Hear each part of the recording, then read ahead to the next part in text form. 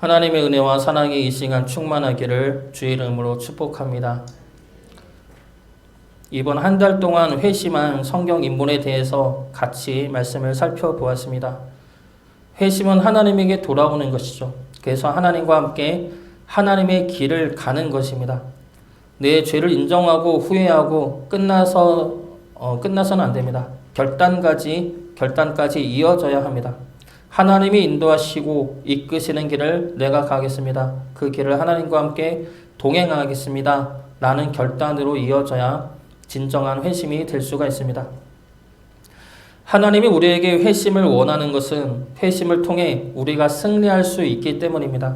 세상에 끌려가는 자들이 아니라 세상 속에서 하나님의 나라를 선포하고 하나님의 승리를 증거하는 자로 살아가기를 원하십니다. 그래서 우리가 그러한 자가 되도록 하나님은 우리를 계속해서 이끌어가고 계시다는 것이죠. 그래서 회심은 참회와 후회를 넘어서서 결단을 통한 소망과 기쁨으로 이어지는 길입니다. 오늘 말씀은 그러한 승리자의 모습이 기록되어 있습니다. 바로 다윗이죠. 골리앗과의 전쟁에서 거둔 이 승리는 우리 역시 행하여야 할 승리이고 충분히 거둘 수 있는 승리입니다. 오늘 말씀 통해 우리 역시 다윗처럼 승리자로, 그래서 하나님의 이름을 높이는 자로 살아갈 수 있기를 주의 이름으로 축복합니다. 그러면 먼저 골리앗이 누구인지부터 살펴보겠습니다. 오늘 본문에서 골리앗은 세 가지의 특징이 있습니다. 첫 번째로는 거대하다는 것이죠. 힘으로 싸워 이길 수 없는 존재라는 겁니다. 물론 다윗이 골리앗을 이기지만 상식적으로는 이길 수 없는 상대가 이 골리앗입니다. 그리고 두 번째는 골리앗은 하나님의 이름을 모욕하는 자였습니다. 하나님의 이름을 모욕하며 조롱한 자이죠. 그리고 세 번째로 골리앗은 이스라엘 백성들에게 이런 이야기를 합니다. 싸워서 지면 우리의 종이 되라. 내가 지면 너희들의 종이 되고 너희들이 지면 너희들이 나의 종이 될 것이다 라고 말을 하죠. 즉 우리를 종으로 삼고 싶어 하는 자가 이 골리앗입니다. 그래서 골리앗은 이런 모습으로 나타납니다. 지금 우리에게도 이러한 모습으로 나타나고 있죠. 하나님의 이름을 모욕합니다. 그리고 우리를 자신의 종으로 삼고 싶어 합니다. 그런데 우리가 싸워 이길 것 같은 존재가 아니죠. 이러한 모습이 골리앗이라는 겁니다. 우리나라에 소위 갑질 문화라는 것이 있습니다. 회사 직위나 사회적인 신분을 이용해서 자신보다 낮은 이들을 함부로 대하는 문화를 갑질 문화라고 합니다. 지금은 많이 나아지고 있다 하지만 여전히 세상은 평등하지 않게 대하고 바라볼 때가 많습니다. 그런데 갑질 문화가 잘못된 걸 알면서도 그 갑질 피해를 당하는 당사자가 되면 쉽사리 말을 잘 못합니다. 왜 그렇습니까? 오히려 내가 피해볼 수 있으니까 그러는 것이죠. 돈 많은 그와 돈 없는 내가 붙으면 돈 많은 그가 이기니까 답답해하면서도 억울해하면서도 말을 못하는 경우가 많습니다. 이것이 골리앗의 두 번째 모습이죠. 힘으로 싸워 이길 수 없을 것 같은 모습입니다. 그리고 이들은 내 종이 되라고 요구합니다. 잘못된 모습에 순종하고 굴복하라고 말합니다. 이것이 현실이고 어쩔 수 없는 너의 한계라고 말하면서 굴복을 요구하죠. 이것이 골리앗의 모습이라는 겁니다. 잘못인 걸 알고 잘못된 문화와 잘못된 모습인 걸 압니다. 그런데 그것과 싸워 나가면 내가 질 것 같고 그래서 들어온 것이죠. 그래서 잘못된 모습임을 알면서도 그 모습에 굴복하며 어쩔 수 없다면 살아갑니다. 이런 모습들이 오늘 말씀에 나온 이스라엘의 모습이고 골리앗 앞에 어쩔 줄 몰라 하는 우리들의 모습입니다. 그러면 그러한 상황에서 우리는 어떻게 해야 합니까? 다윗은 골리앗을 어떻게 이길 수가 있었습니까? 먼저 다윗은 이것이 영적 전쟁임을 깨닫고 거룩한 분노를 합니다. 오늘 본문 앞에 17장 26절 말씀 보도록 하겠습니다. 17장 26절 말씀입니다. 다윗이 곁에 서 있는 사람들에게 말하여 이르되 이 블레셋 사람을 죽여 이스라엘의 치욕을 제거하는 자에게는 어떠한 대우를 하겠느냐? 이 할례받지 않은 블레셋 사람이 누구에게 살아계시는 하나님의 군대를 모욕하겠느냐. 다윗은 여기서 이렇게 말합니다. 할례받지 않은 블레셋 사람이 살아계시는 하나님의 군대를 모욕했다. 여기서 다윗이 할례라고 말하는데 전쟁하는데 할례가 무슨 상관이 있습니까? 또 살아계시는 하나님의 군대를 모욕했다고 말하죠. 다윗은 이 전쟁을 힘의 크기, 무게의 차이, 전략과 전술의 차이 등으로 보지 않았습니다. 할례를 받았느냐 받지 않았느냐, 즉 살아계시는 하나님의 군대를 모욕했느냐 안 했느냐, 이 시각으로 전쟁을 바라본 것입니다. 다시 말해 다윗에게 있어서 이 전쟁은 하나님의 이름을 지키는 싸움이었던 겁니다. 그래서 다윗은 분노하며 나아가는 것이죠. 그리고 이 분노는 거룩한 분노라고 말하고 있습니다. 분노 자체는 좋지가 않습니다. 성경에서도 분을 내지 말라고 수없이 말씀하고 있죠. 그러나 다윗이 가졌던 분노는 하나님의 이름을 위한 분노였습니다. 하나님의 이름이 더럽혀지고 하나님의 말씀이 무시당하는 모습에 대한 분노였습니다. 이 거룩한 분노를 우리 또한 가지고 있어야 합니다. 영적으로 민감하게 깨어 있어서 하나님의 이름을 모욕하는 것들에 대하여 분노할 수 있는 마음이 있어야 한다는 것이죠. 메타인지라는 말이 있습니다. 예전에 어쩌다 어른이라는 TV 프로에서 나온 말인데, 이 인공지능이 따라올 수 없는 인간만의 위대한 능력이 이 메타인지라는 능력이라고 합니다. 메타인지의 능력은 쉽게 말하면 내가 알고 모르는 것을 순식간에 파악하는 능력을 말합니다. 그러면서 예를 들어서 이렇게 이야기한 것이, 과테말라의 13번째로 큰 도시 이름이 무엇입니까? 라고 물으면 대부분은 1초도 안 걸려 모른다는 답이 나온다는 겁니다. 이게 메타인지라는 능력이라는 것이죠. 인공지능은 이렇게 빨리 대답을 할 수 없답니다. 검색을 다 해봐야 하고 그러려면 시간이 걸릴 수밖에 없다는 것이죠. 그런데 이 메타인지의 함정이 있습니다. 무엇이냐면 알고 모르고의 기준을 내가 익숙하냐 익숙하지 않느냐로 판단한다는 겁니다. 그러면서 예를 드는 것이, 한번 속으로 해보시기 바랍니다. 꽃사슴을 5번 말해 보십시오. 속으로 해보시기 바랍니다. 꽃사슴, 꽃사슴, 꽃사슴, 꽃사슴, 꽃사슴. 그러면 문제를 내겠습니다. 산타클로스가 타고 다니는 것은 무엇입니까? 예, 썰매이죠. 근데 보통은 루돌프라고 말하지 않았나요? 그렇죠. 이게 메타인지라는 겁니다. 이것이 바로 우리 뇌의 함정이라는 것이죠. 우리가 익숙하면 우리가 안다고 착각을 한다는 겁니다. 이것이 죄의 문제에 가면 어떻습니까? 죄가 익숙해지면 죄를 죄로 인식하지 못하게 된다는 겁니다. 우리의 믿음 생활도 익숙해지면 그것이 맞는지 틀린지를 모를 수가 있습니다. 익숙하면 맞는 것이라고 우리 뇌가 착각을 하기 때문이라는 겁니다. 그래서 우리는 깨어 있어야 한다는 것이죠. 영적으로 깨어 있어서 하나님의 이름을 모욕하며 하나님의 나라에 반대하며 하나님의 말씀을 거부하는 것들에 대하여 분노하며 분개하는 마음을 가질 수 있어야 합니다. 예전에 일어났던 사건인데, 가요계에서 이러한 사건이 일어났다고 합니다. 한 트로트 가수가 일어나면서 뉴스에 나오는데, 한 가수가 노래를 부르며 내려왔는데 소속사 대표가 마음에 안 든다, 왜 그렇게 했냐면서 바로 그 가수의 뺨을 때렸다고 합니다. 많은 사람들이 보고 있는데도 그 가수는 고개를 숙이고 죄송하다고 하고 들어갔답니다. 그 가수는 주변 동료들이 왜 가만히 있었느냐는 물음에 더는 가수 활동을 못할까봐 그랬다고 하더라는 겁니다. 이게 얼마나 참담한 모습입니까? 현실 앞에 정의가 무너진 모습이죠. 돈 앞에 하나님의 마음이 무너지고 하나님의 사랑이 무너진 모습입니다. 서로 사랑하라는 주님의 말씀과 서로 섬기라는 주님의 말씀이 얼마나 무시당하고 있는 현실입니까? 그 현실을 우리는 주님의 마음으로 바라볼 수 있어야 합니다. 현실이 그렇다고, 다들 그렇다고, 어쩔 수 없다고 말하기 전에 하나님 보시기에 아닌 것은 아닌 것이라 생각할 수 있어야 할 것입니다. 하나님의 나라와 하나님의 말씀이 무너진 것에 마음 아파하며 통분할 수 있는 주의 자녀들 되시기를 주의 이름으로 축복합니다. 다윗이 골리앗을 이길 수 있었던 이유 두 번째는 물맷돌을 들고 나섰기 때문입니다. 물맷돌을 들고 나선다는 것은 내 주어진 삶에 최선을 다한 모습으로 나가는 것을 말합니다. 골리앗은 전쟁에 무엇을 들고 나왔습니까? 칼과 창과 단창을 들고 나왔습니다. 세상의 무기를 들고 나왔습니다. 그 앞에 다윗은 어떻게 나갑니까? 사울은 다윗에게 자기의 갑옷을 줍니다. 군복과 투구와 무기를 줍니다. 그러나 다윗은 그것을 입어보고 자기와 맞지 않아서 그것들을 입지 않고 나갑니다. 그것들을 버리고 손에 익숙한 물맷돌만 들고 골리앗 앞에 나선 겁니다. 이것은 우리가 골리앗 앞에 무엇을 들고 나가는지를 알려주는 말씀이죠. 우리는 골리앗과 같은 전쟁 무기를 들고 나가는 것이 아닙니다.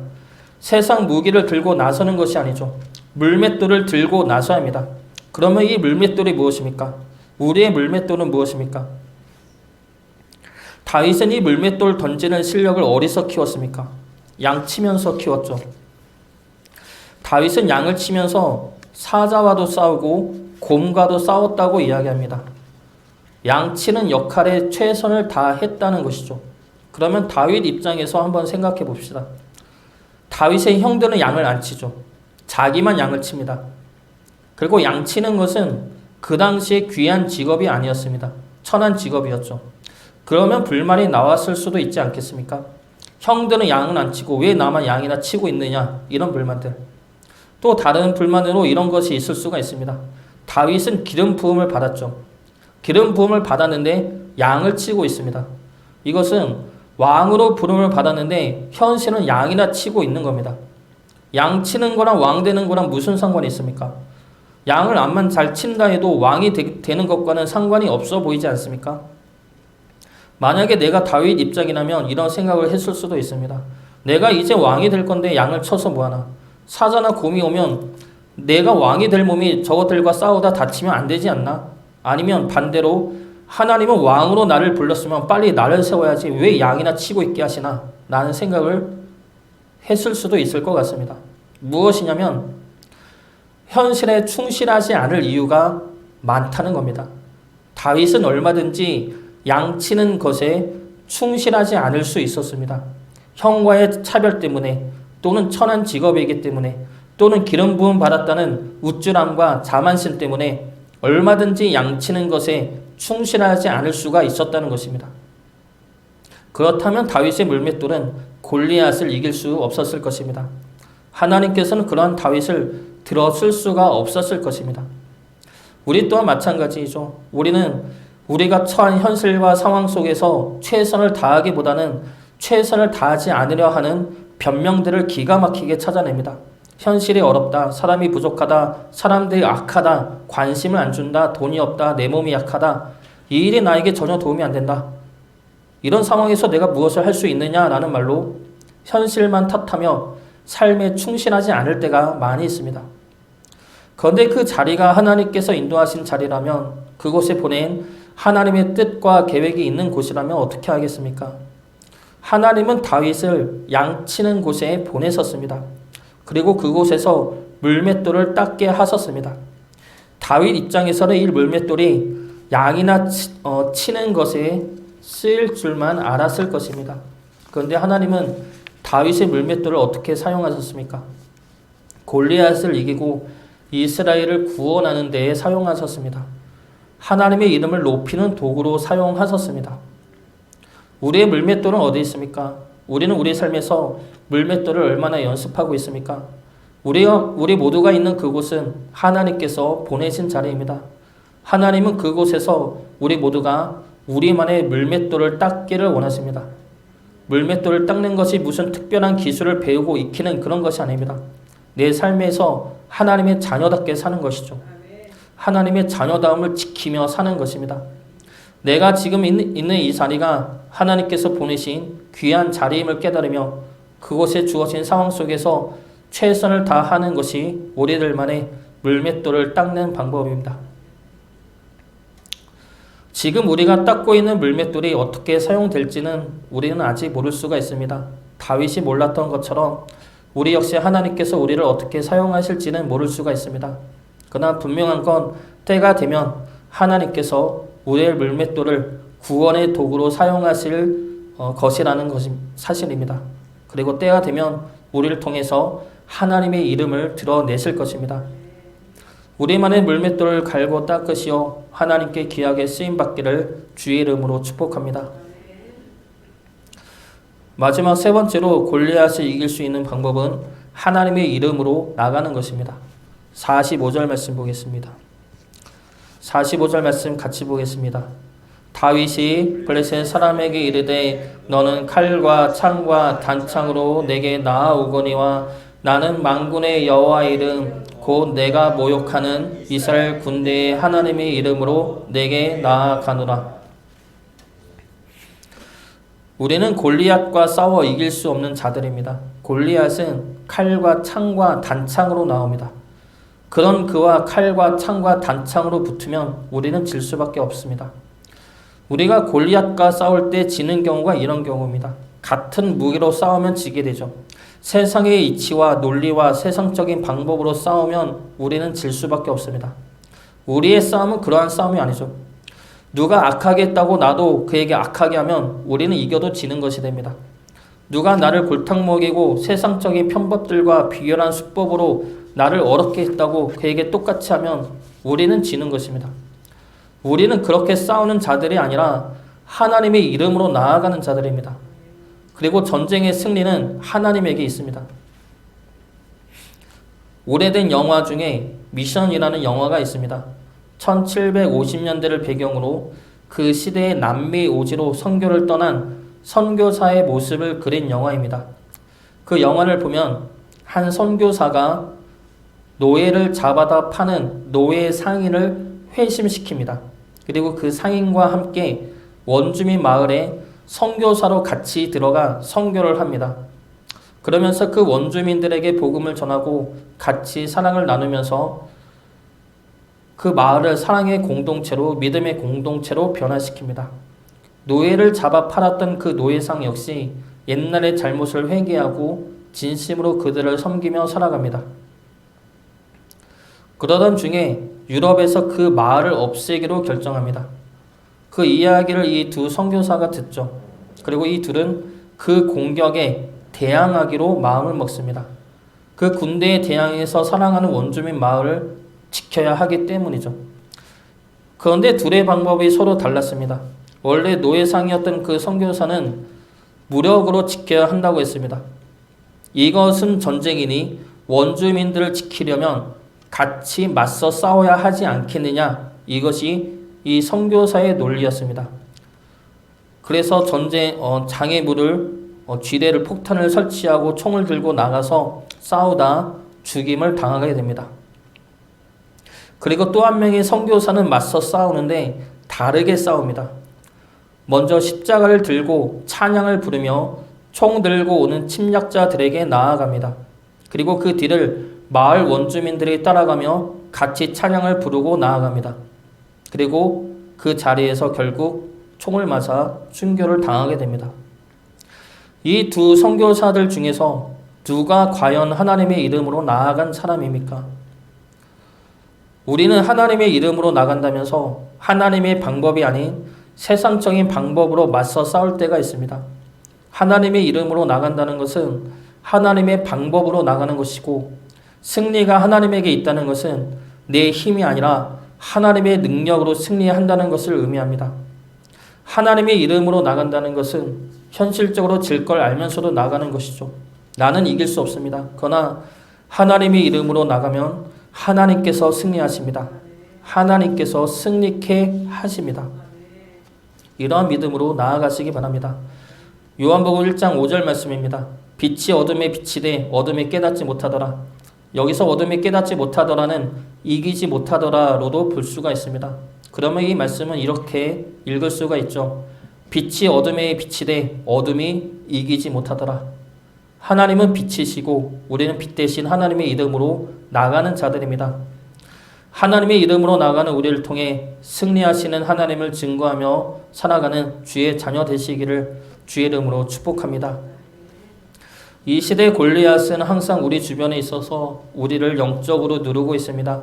내 힘으로 이길 수 없는 그 두려움과 불안함 속에서 고통받지 마시고 하나님을 바라보시기 바랍니다. 하나님을 바라보고 하나님의 이름을 붙들며 나아갈 때 우리는 다윗과 같이 승리의 용사가 될 것입니다. 다윗과 같이 승리함으로 하나님의 이름을 높이며 하나님의 살아계심을 드러내는 주의 자녀 되시기를 주의 이름으로 축복합니다.